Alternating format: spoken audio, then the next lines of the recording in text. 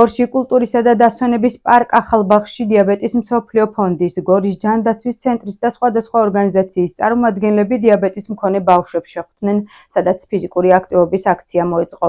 ისაუბრეს ჯანსაღი ცხოვრების წესის მნიშვნელობაზე, განიხილება დიაბეტის მსოფლიო ფონდის მიერ დაფინანსებულ პროექტში განხორციელებული და მიმდინარე საქმიანობები, მიღებული შედეგები, ბავშვთა დიაბეტის მართვაში არსებული პრობლემები და გამოწვევები, მომავალი თანამშრომლობის პერსპექტივები. დღეს ვატარებთ ღონისძიებას ფიზიკურ აქტივობაზე.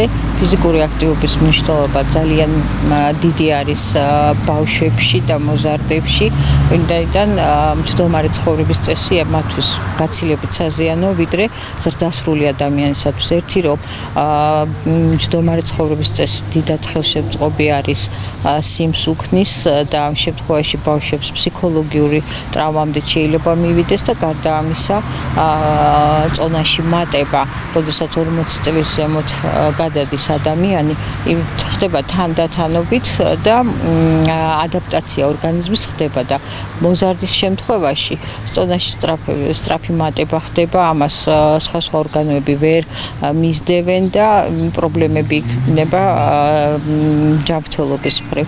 ამიტომ ჩვენ გვაქვს ესეთი პროექტი ჯანმრთელი მომავლისთვის და სხვადასხვა აქტივობები სკოლის მოსწავლეებთან, ზრდასრულებთანაც მათ შორის ვატარებ დღეს. ვარ დიაბეტიანი ბავშვის მშობელი. დღეს საზოგადოებრივი ჯანდაცვის ცენტრის ორგანიზებით მოეწყო ღონისძიება ახალბაღის პარკში, სადაც ერთმანეთს შევხვდით ბავშვები და მშობლები ამ პრობლემის მქონე.